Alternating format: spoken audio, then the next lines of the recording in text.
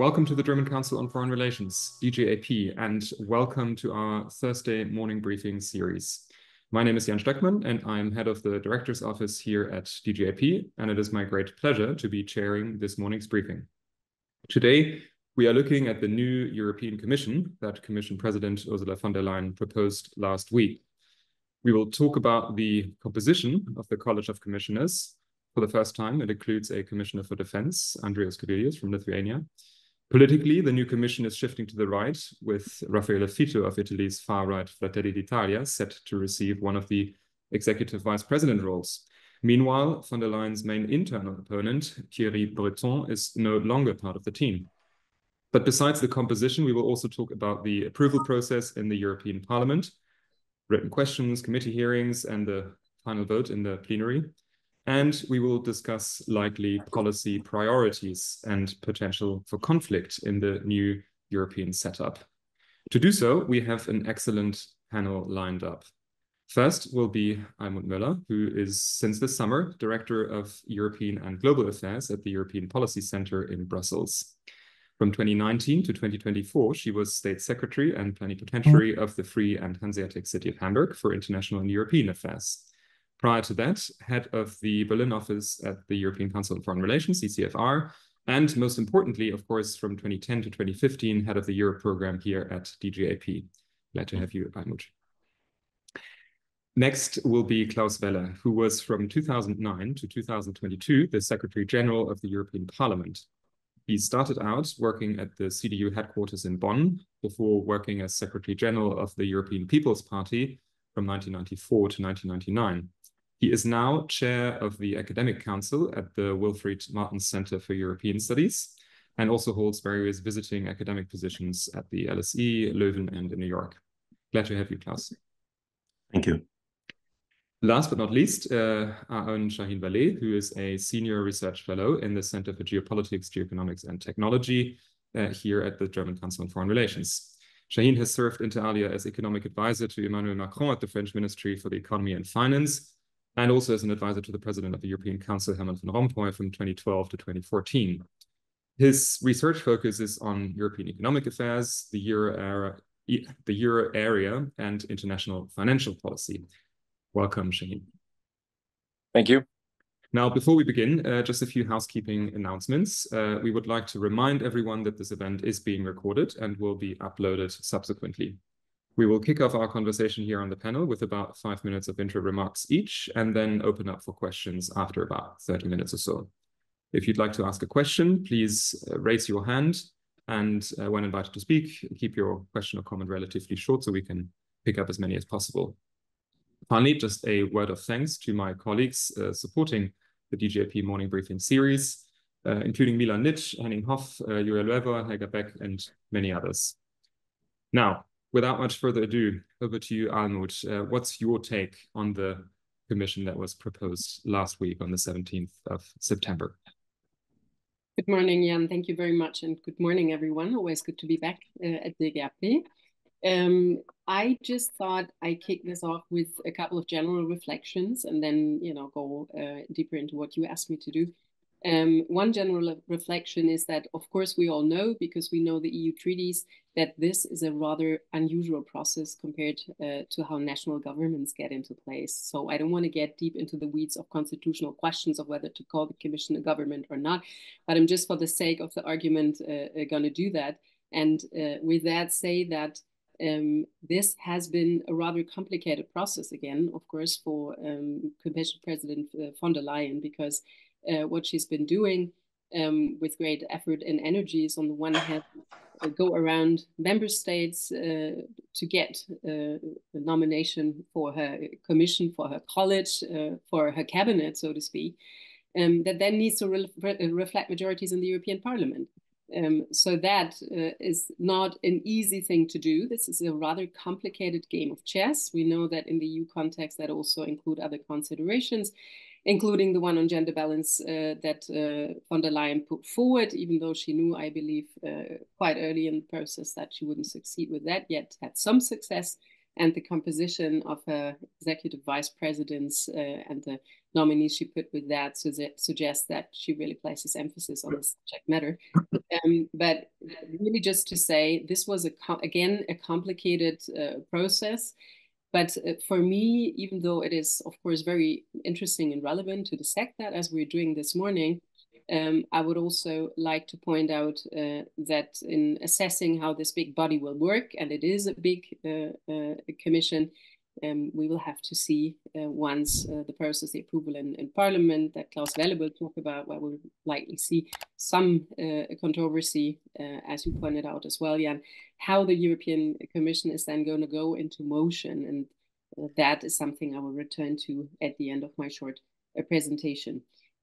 Just in addition to that, I mean, the political guidelines that von der Leyen presented as president designate to the European Parliament to secure her vote, of course, give some indication. But as we're speaking also in a German context, of course, that is nothing compared to a coalition contract in its nature. And so we will have to see. I consider this also a breathing document, as she has to go and identify majorities in the coming months and years, which is going to be, I think, rather challenging.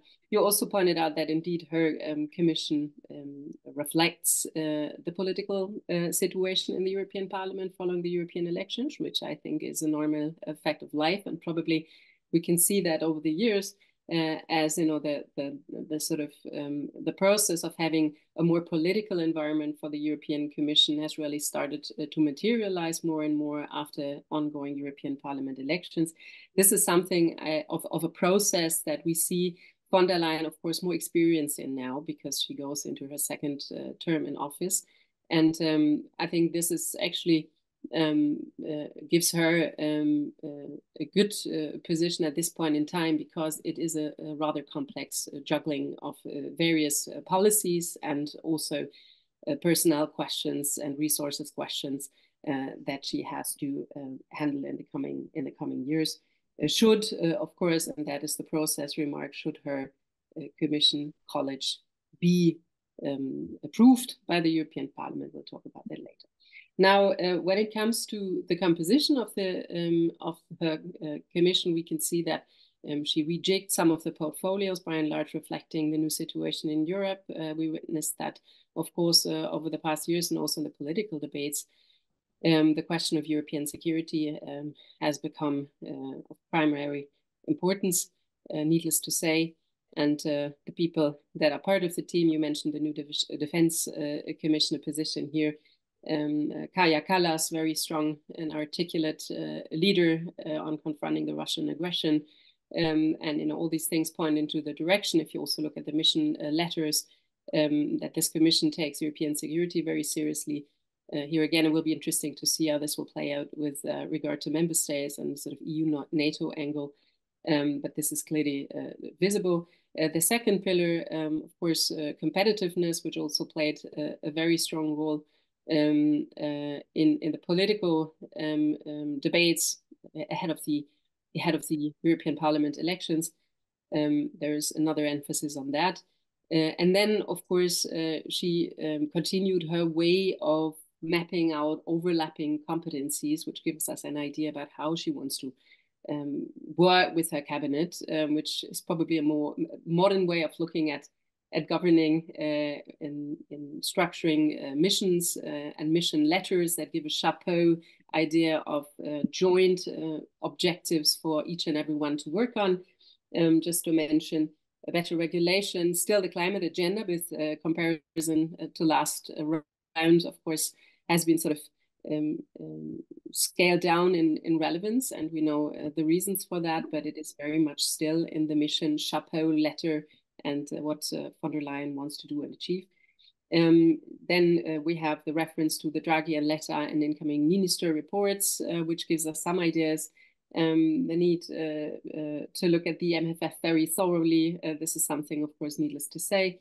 A question of allocation of resources when it comes to addressing, you know, the challenges as they come in by the day almost in the policy directorates.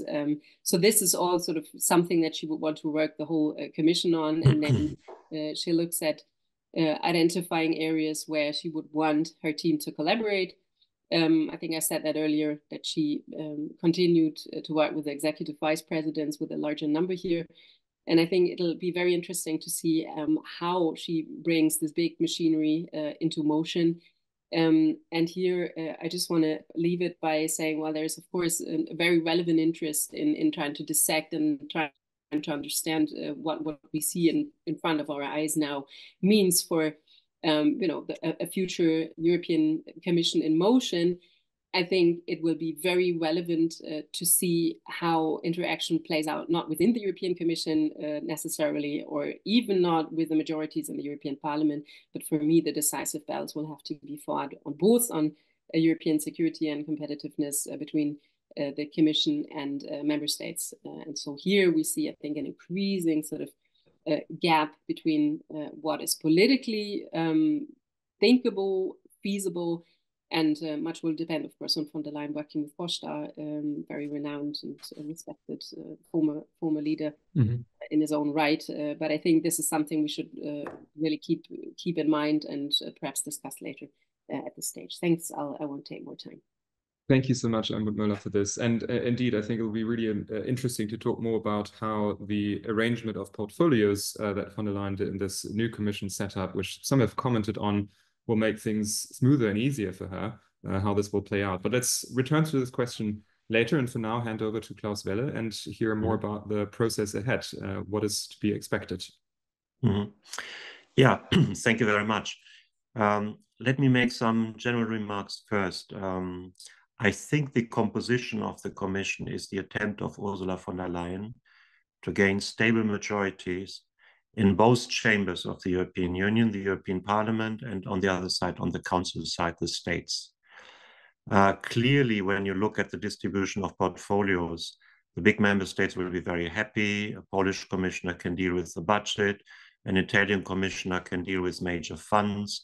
The French commissioner with strategic sovereignty and industrial policy, and the Spanish with the transition both in the ecological and social dimension.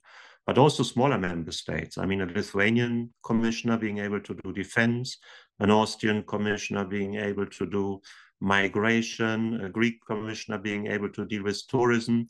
So obviously, I think the states have been made happy with these kind of choices.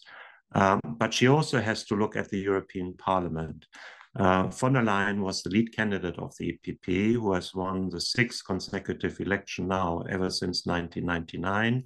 Before, for 20 years, the Socialists won the European elections. She has decided to establish a parliamentary majority in the European Parliament around the center. That means EPP, Social Democrats, and Liberals.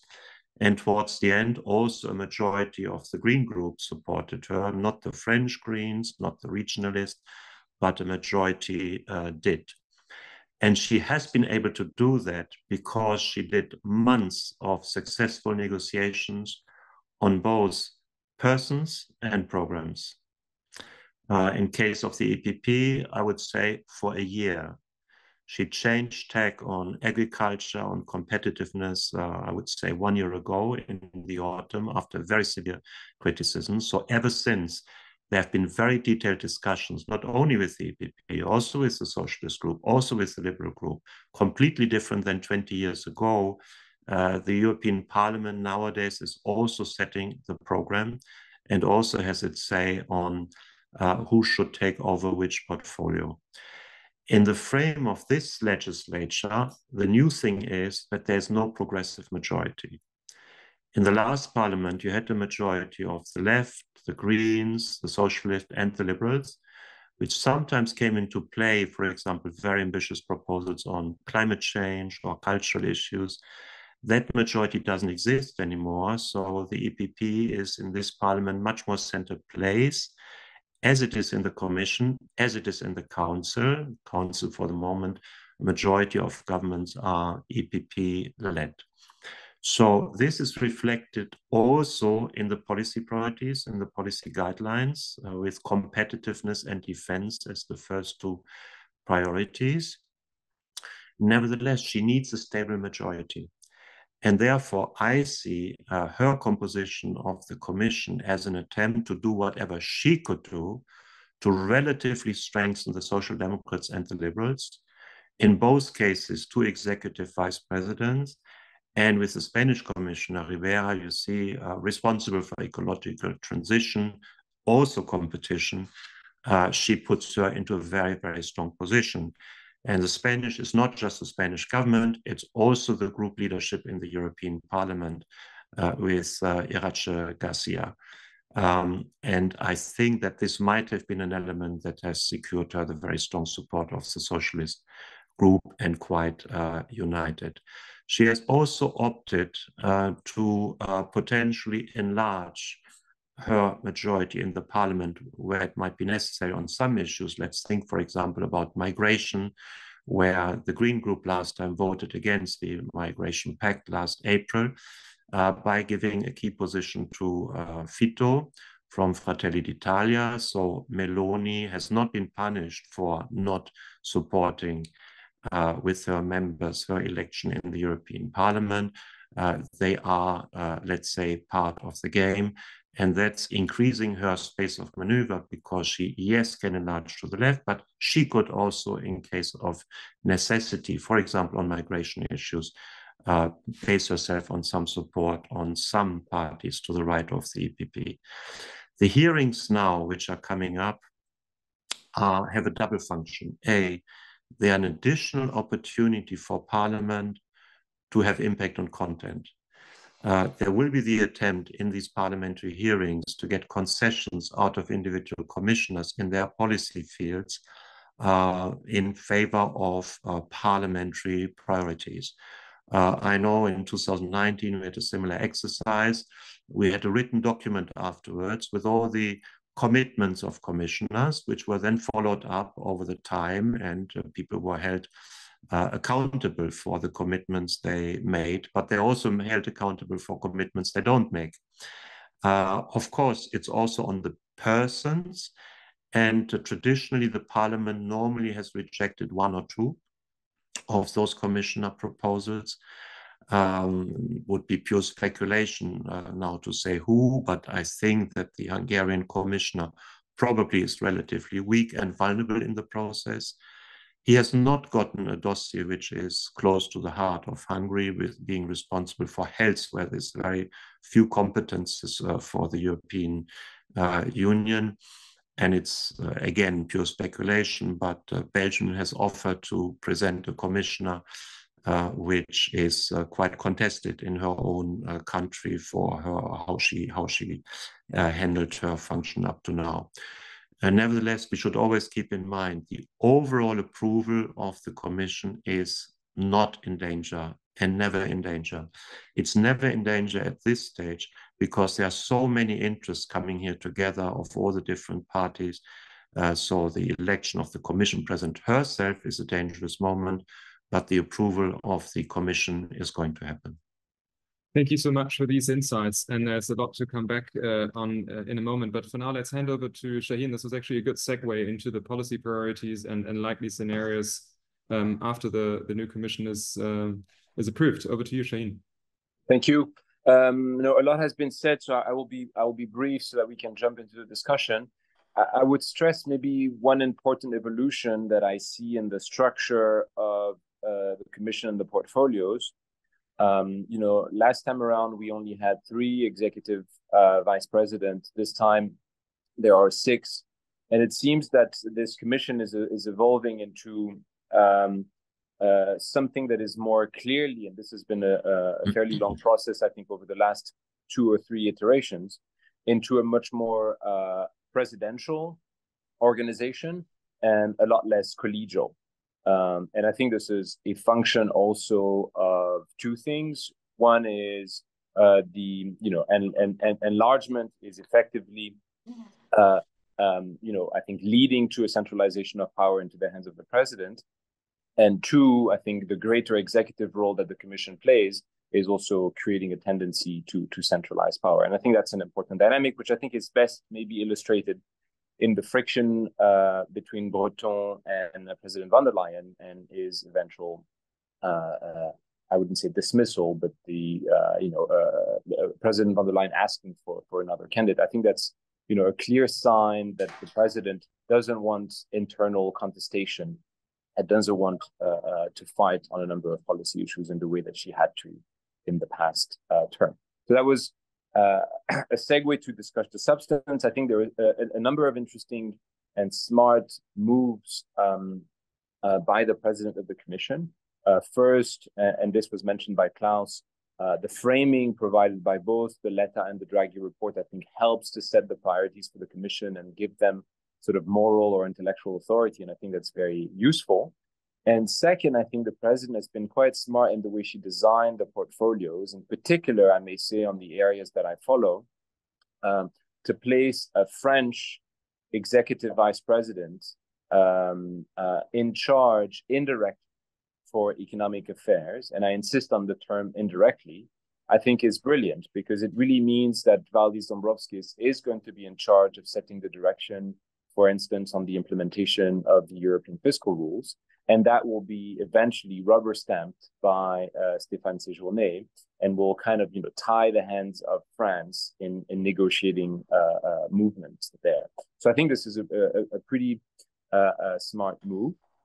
And I think, on the other hand, putting the budget in the hands of a Polish commissioner is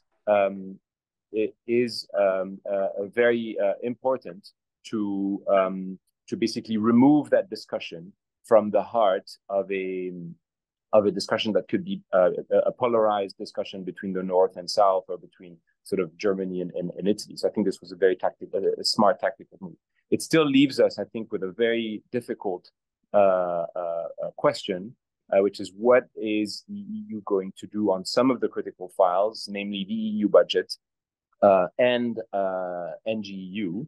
And I think that will be the object of a real fight in the European Parliament, and I imagine will be the object of some hard decisions and hard discussions in the hearings to come, because this is one area where the Draghi report has set the direction and where the Commission President has remained fairly vague. And I imagine this is something that the Parliament will want to weigh in.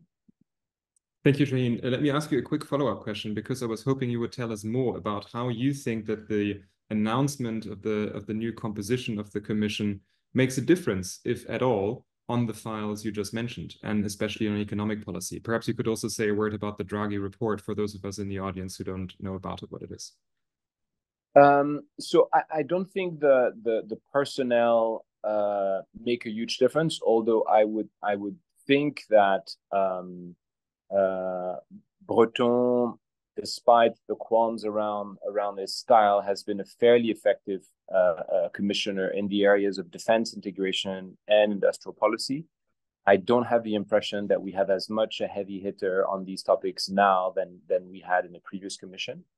Even though, and this is, I think, an important message in the Draghi report, even though that seems to be a high priority. And I thought it was quite interesting to see Draghi, who comes from a very sort of traditional economic background, was in support of a much more proactive industrial policy. So I think that's maybe an area where I think there is probably a bit less impetus in this commission than there was in the previous one.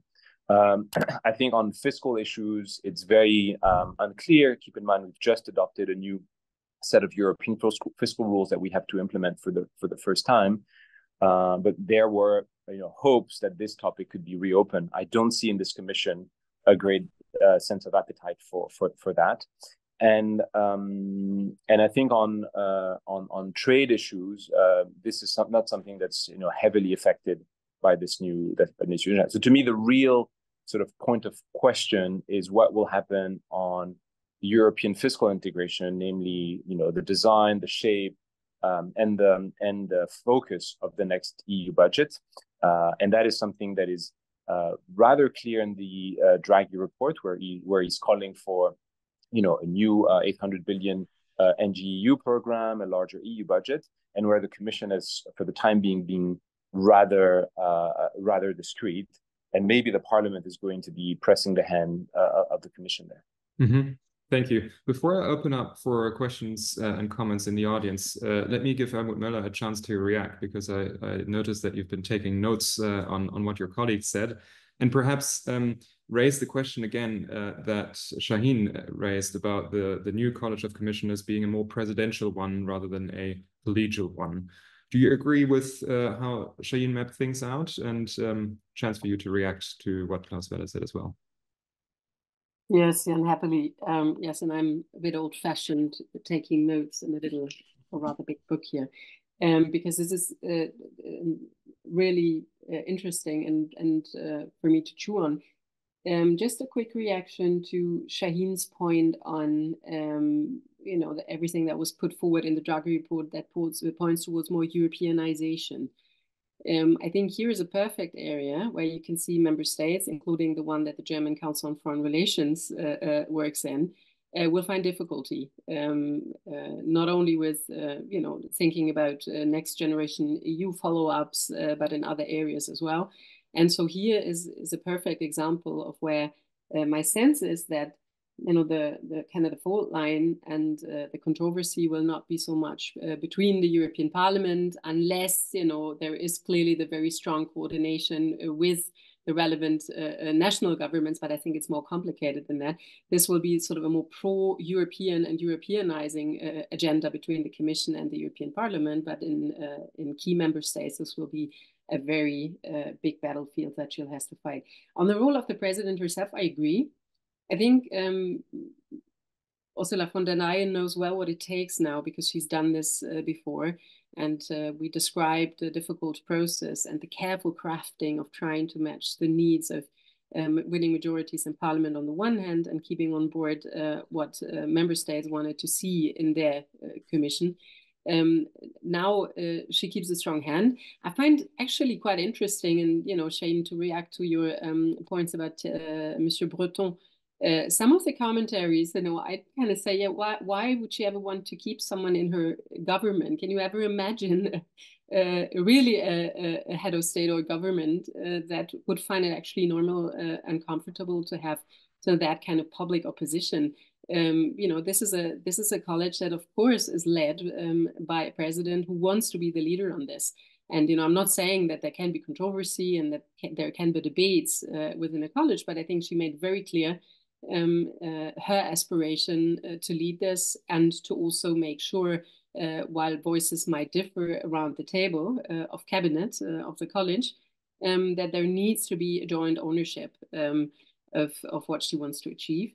And in structuring her commission, it will be, for me, also from a perspective of, you know, how to run a rather complex government, very interesting to see how the work goes with the extended number of executive vice presidents here.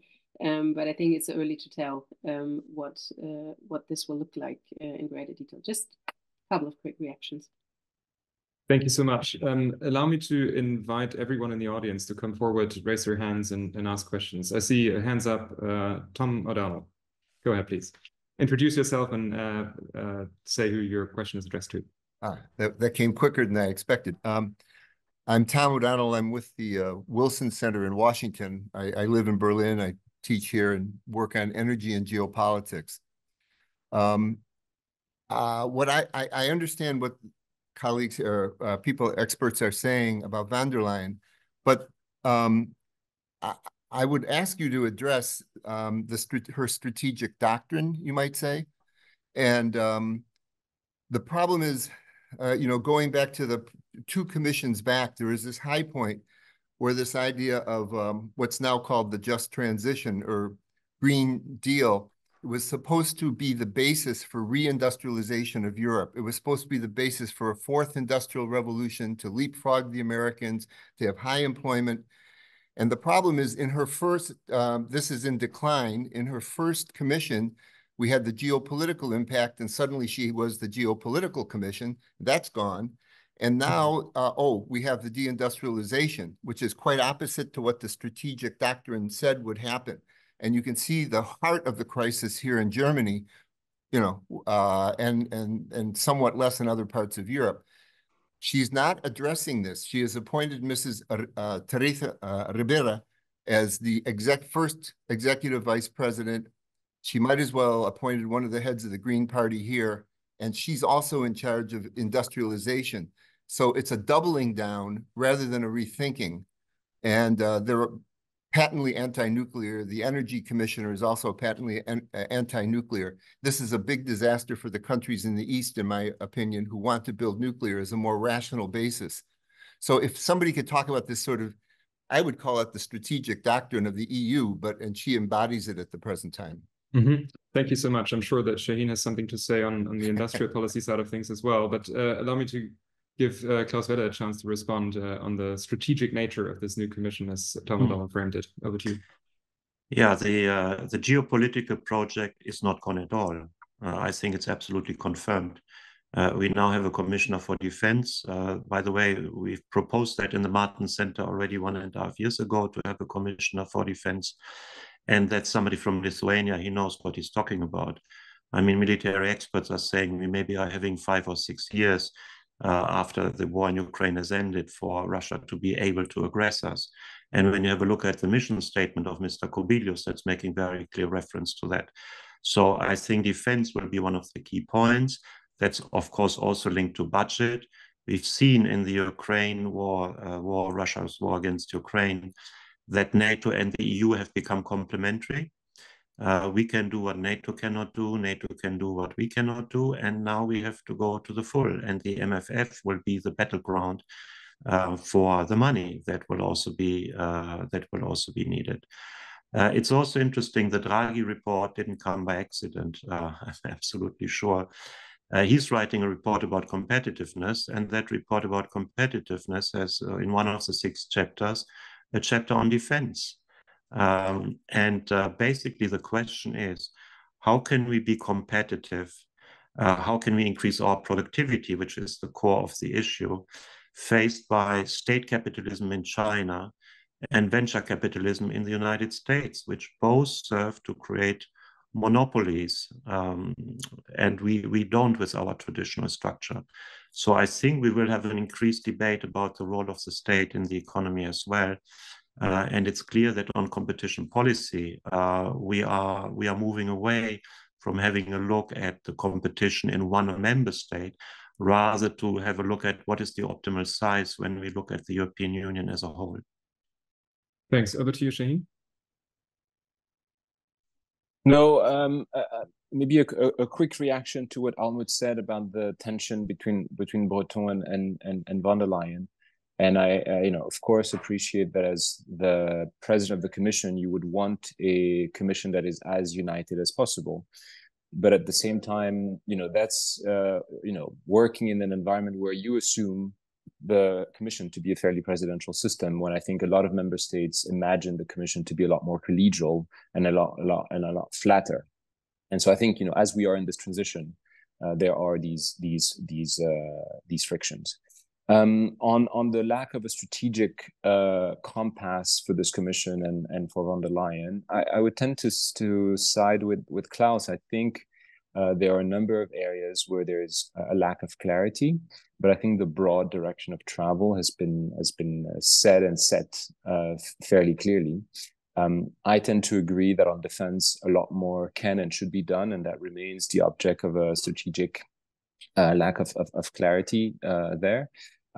European integration on defense, which Breton championed, hasn't gone quite far enough, and there are lots of defense integration projects today that I think remain a bit in limbo, and it's not clear that this commission right now has a mandate and a commitment to go far enough there. So I think that's one area.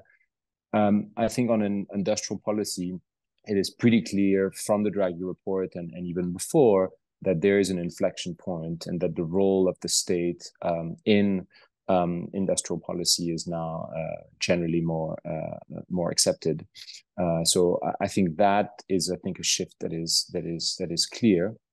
I think the one or two areas where there is still a degree of ambiguity.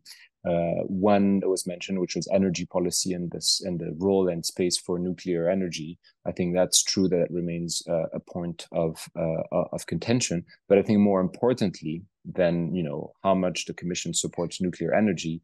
The real question to me is how much the Commission wants to integrate energy policy. And I think we've had the beginning of that conversation in response to the war in Ukraine and the energy crisis it provoked. And I don't think we've gone quite far enough. I don't see in the current agenda of the Commission enough of a desire to integrate energy policy. In part, I even think that energy policy has been renationalized as a result of the war in Ukraine.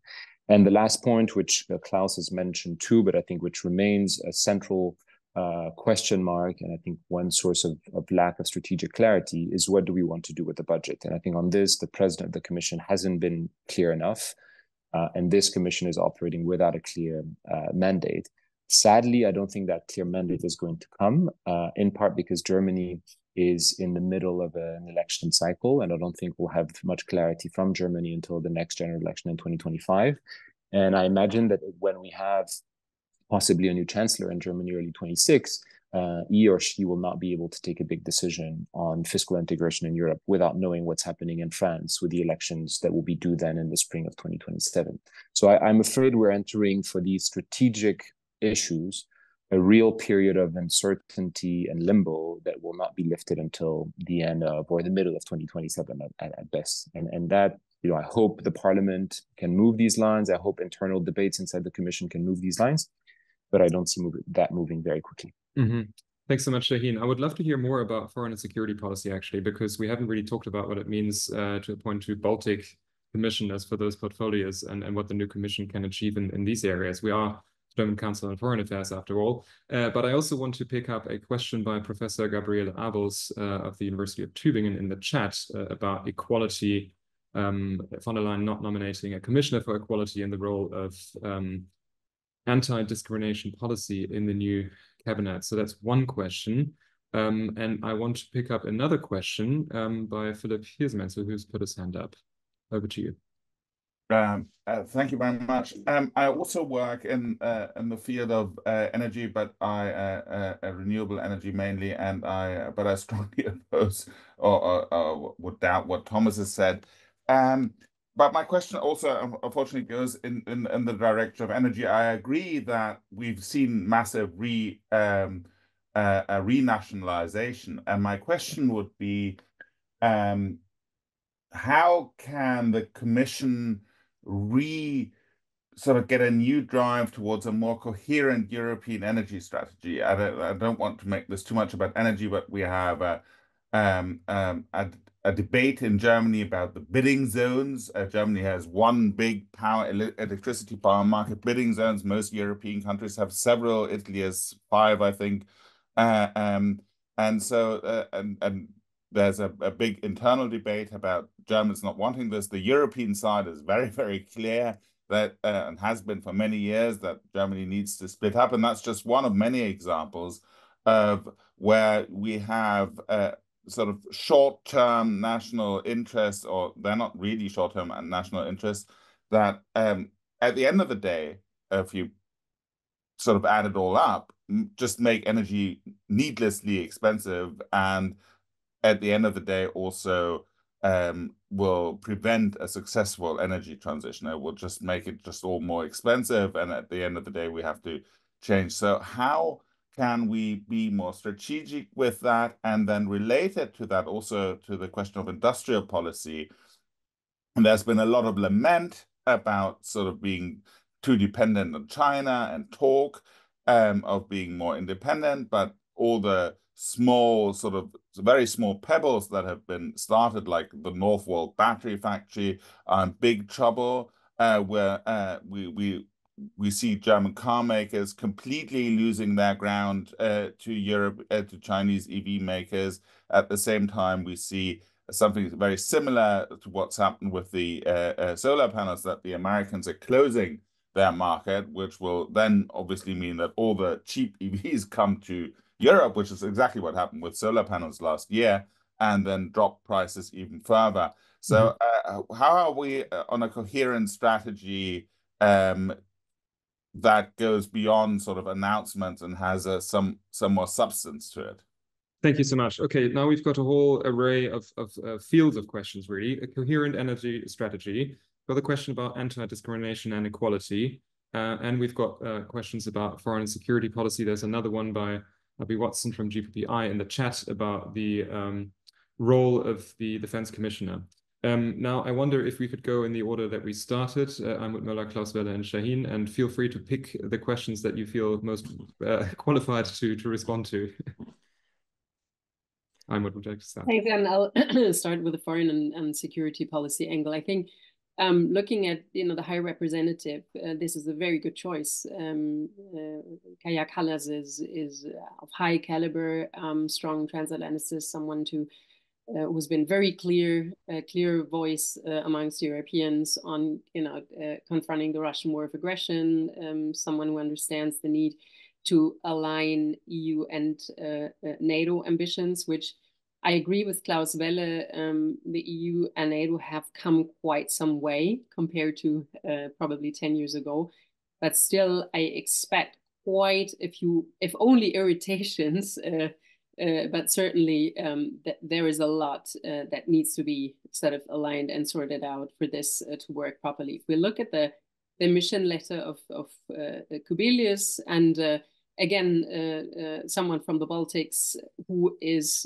clearly not having to prove that he cares about the portfolio he's been given, because it feels pretty lonely out there at times. The mission says very clearly that he's, and I just look at it here right now, and sort of quoting from it, creating a true single market for defense, working on military mobility, drawing on the incoming Minister report. I mean, these are all things that will be carefully followed at NATO, and there is a lot in the context of Europe's competitiveness at large. So it's good to place it with the industrial competitiveness package, but as we know, these areas are by no means easy to work on and to align, both with regard to views of member states and with regard to collaboration and strengthening a European pillar within NATO. I mean, we've come a long way, but there's still a lot more to be done there. I guess, I mean, because the question came from a colleague over what can Kubilius achieve? Here we really have to see how he will be working with Kaja Kallas and others of great relevance in the Commission on these questions. It's not an easy job he's taking. Needless to say, when we look at the MFF spending on defense industry is a very small portion, and there need to be clear political decisions taken also at the level of member states over to what extent they would want the Commission to play a stronger role here. Shahin knows a lot about these questions. I mean, again, member states are also protective of what they got in their baskets here. But I think, I mean, Kubilius, interestingly for me, and he's to be delivering a report within the first 100 days, I understand, of his achievement. That also shows how serious von der Leyen is taking his role. He's been rather active also. While it seems to me that in Brussels, a lot of the commissioners designate have been probably sitting with their staff and preparing very carefully and thoroughly for the hearings in the European Parliament. He's a little bit more out there as well, making himself heard. And so this is, I think, an interesting space to watch. Just one other observation on security and enlargement. I mean, one thing that I'm trying to understand, and we know there is a big debate over to what extent the enlargement process, and here the portfolio is yet sort of to be fully confirmed. Yes, there is a strong commitment to enlargement by the Commission, which is again reflecting the geopolitical impetus, and I think it is the right move to do so. But then on the other hand comes the question, analytically and politically, to what extent to link security to the enlargement process. And here Ukraine is only one example, and there are those out there.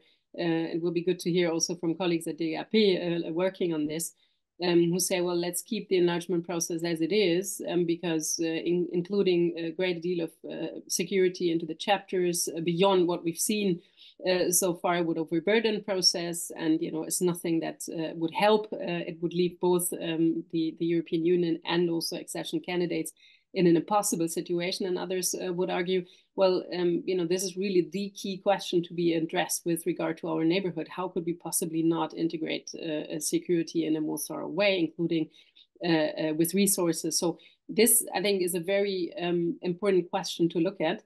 And I'd be also interested to hear other colleagues' views on this. Over to you, Klaus Welle. Yes, thank you very much. I think we have to understand the gravity of the situation we are in.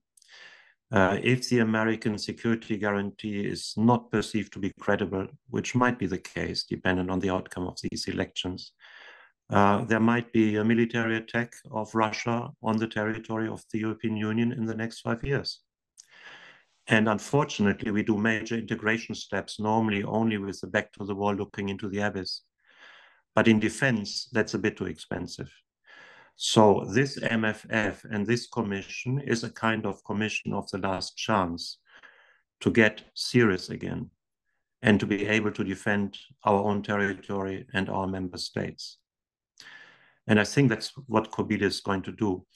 I've been heading an effort in the Martin Center to work on defense. We've published a paper of 100 pages with precise proposals what to do, including leading experts from the member states. And there are many things only the European Union can do. I think COBID came out with an excellent proposition already, saying that like we are doing in gas, where we are saying, look, 90% of the gasoducts shall be filled with gas as a crisis prevention mechanism, we should do the same for ammunition. We should say that ammunition has to be there, because if it's not there, we have no chance in succeeding a potential military attack. It's clear, and this was, by the way, the proposition of Möller, who participated in our working group from Germany with a quite well-established name, that the European Union could do a lot to assure this kind of basic equipment that this is available. The MFF is going to be proposed in February. That's when we have to see, is there money for military mobility or not? If not, it won't be there for the next 7 years to come. Is there money going to be for research? Because the Americans don't take us seriously anymore because they say we fall completely behind. So if we don't put money in there, it seems we are still not taking the security threat for real. So I think it's high time that we get our act together. That's why we made a proposal of 10 steps to come to a European defense, which has also partly inspired the EPP party program and maybe also the ideas for the Commission. But we can't delay another time. If we delay another time, we become extremely vulnerable. And there are many things that NATO, unfortunately, will not be able to do. Thank you so much, Klaus Welle. We shouldn't forget the questions about energy, coherent energy policy, and equality and anti-discrimination. But I also want to give Shahin a chance to respond. So please go ahead first, and then we'll circle back to those other questions and indeed comments that have been coming up in the chat as well. Shahin. I can only second what has just been said by Klaus and earlier about Almut on these defense issues. I think it's really the moment of truth.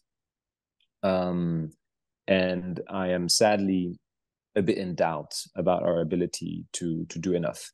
In particular, because I think vested national interest in the defense industry are a really important obstacle to defense integration. And I don't see enough appetite at the member states level for undoing that. I have two examples in mind. Two Franco-German examples in mind that I think speak to that. One is the FCAS, so a Franco-German project for a future combat aircraft, which in reality has been stalling for quite a while. And you would imagine that at the moment, like the one we are, that we would make tremendous progress in this cooperation, and we would Europeanize it and accelerate the development of that new fighter jet, and we're not. The other is the MGCS, so the tank of the future, another Franco-German cooperation project, which has announced in the middle of the war that in fact the first delivery of that tank would probably be delayed by 10 years. So that I think speaks to the lack of momentum, lack of commitment that we're seeing between France and Germany. And I think that speaks to the broader lack of momentum at the European level. So I think this is a huge challenge where I don't see the EU making enough progress. Now, quickly on energy policy, because this has been a recurring question. I think we've missed a window of opportunity with the war in Ukraine and the energy crisis that ensued. This was a moment where we could have taken a major leap in energy market integration, in building out new joint infrastructure. And in reality, we haven't seen that. So I think that window is still there. The need for that is still there. But I worry that the momentum around articulating the Green Deal and a more integrated energy policy is also vanishing. Klaus mentioned rightly the fact that the Greens were in support of that commission, or at least part of the Greens, not the French Greens, were in support of this commission, which could have been maybe a venue for ensuring the continuity between energy integration and the Green Deal. And we don't see much of that. In the personnel discussion, one thing we haven't talked about is the fact that Philippe Lamberts, the former head of the Green Group in the European Parliament, is to play an advisory role in the next European Commission in charge of pursuing the Green Deal agenda. I think that's a very good news. My fear is that there is also, at the moment in Europe, a lot of pushback against the Green Deal, in particular by the business lobby and industrial groups. And I worry, for instance, that we take steps backwards on ETS, on ETS2, on the phasing out of combustion engine. And so, I don't see at the moment the sort of momentum to take a big leap forward. And I rather see attempts to undo some areas of the Green Deal that was put forth by von der Leyen in 2019. And so I would like to be a bit more hopeful that there is a sense of the urgency, but I don't see it at the moment. And again, for the same reasons I've exposed earlier, which are political crisis in Germany, political uncertainty in France, or vice versa. I think these issues, or this lack of this apathy, is going to stay with us for a little while. Thanks a lot, Shahin. Before I circle back to the other two panelists, I wanted to throw in a question of my own, which is about the supposed shift to the right of the Commission as a whole. A few months ago, when we talked about the elections themselves and the composition of Parliament, there was a lot of worry across the continent about right-wing populists. And I wonder, if we look at the situation now, what your assessment is of the impact of those changes and of those shifts. And I also want to apologize because I didn't fully read the question by Abby Watson correctly. It is also not only about the Commissioner of Defense itself, but also about the breadth of the portfolio, focusing on Ukraine or going beyond, and if so, Horn of Africa, Middle East, etc. So the spectrum of that portfolio as well. And since we are coming to an end already, I would like to invite our panelists to pick up any questions that are still left out there unanswered, or indeed reactions to one another. And I suggest we go in the order that we started. So I'm Möller, Klaus, Welle, and Shahin for closing statements. We've got about 5 or 6 minutes left. Thanks. On Kabilis, I think it's less about geography and more about structural areas that he's supposed to be covering. But there's a whole number of other areas, including Vice President Kallas herself, Commissioner for International Partnerships. There are other areas where we look at this from a geographical point of view. But Kabilis himself will be looking at the more structural, the big pieces here in my understanding. I think there was a question on equality, which we haven't addressed yet. My understanding is that from a political perspective, it is nothing that anyone could be ignoring in this day and age. So I would expect this rather to be a very horizontal subject matter. I am not quite sure what is still on the list of questions that I forgot and ignored. The shift to the right. Oh, yes. Yeah. I remember a very good briefing of DGAP after the elections on this. I mean, I believe it is almost conventional wisdom to say when this is happening, not in all member states, but in a whole number of member states and increasingly in key member states, that this will both be affecting from the national perspectives and also from the European Parliament elections, any action that is being taken by the Commission and by national leaders. We see already the influence that votes in Germany have had on, border controls, questions that probably a few years ago were quite unthinkable to tackle in this way by middle of the road parties. So my sense is that while there is a very strong need for this Commission to deliver on very fundamental and existential questions for the Union and member states at large, and this is hopefully the ultimate glue that brings both together, this was a political environment that is not easy to navigate.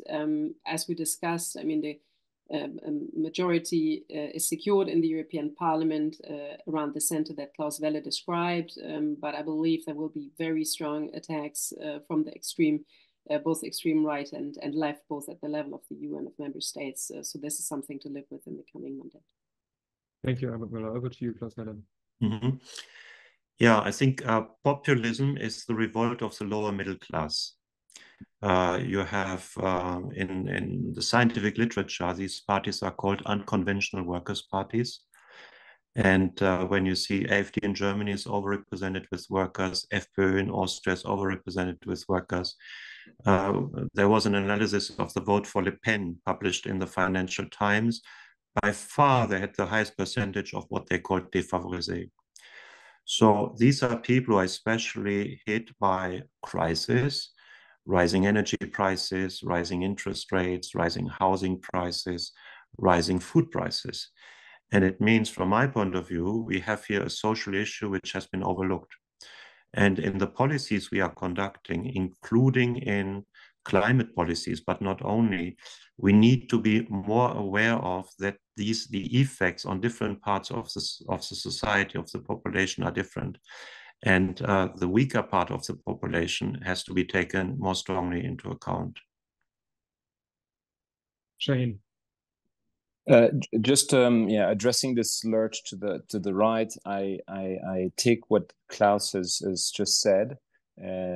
What I find concerning is that I think the policy agenda around this lurch to the right is not so much built around what Dee has described, which could be, sort of supporting lower income or the middle class, but has shifted into being kind of an identity politics fight, mostly centered around immigration or around a pretended, European way of life. And this is what I find concerning, that basically the only way to accommodate this lurch to the right is essentially to have a much more austere and in my view, ineffective immigration policy. I think what we need to understand in Europe is that we have a massive demographic deficit over the coming 50 years if we don't have very substantial immigration.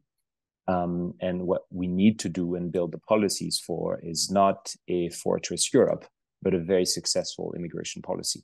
And sadly, I don't see anybody in Europe defending that sort of political argument. And I only see a lurch to the right being turned into an anti-immigration policy that will be unsuccessful, and I think will create even more resentment towards immigration. So that, I think, is a big issue. And sadly, I don't see that commission, nor do I see any single government, let alone the German government for that matter, which I think in the last few weeks has taken quite concerning steps in that direction, addressing that topic. Thanks a lot, Shahin, and thanks also for managing to pick up a question that was posted last minute in the chat about migration and integration. On that topic, I also recommend re-watching last week's DGAP morning briefing, which was on German migration policy and which is online available to re-watch on YouTube, as will the recording of this week be after later on today. I'm afraid for now we have to close, and I'd like to thank all of our panelists, Almut, Möller, Klaus, Welle, and Shahin, Vallée, very, very much for your insightful comments. It was a pleasure and very interesting to talk with you about this important subject. Next week, on Thursday, there is a bank holiday, a national public holiday in Germany, so there will be no morning briefing, but the series will resume the week after that. So with a word of thanks to all my colleagues, let me wish you all a very pleasant day and see you soon at the German Council on Foreign Relations. Bye-bye.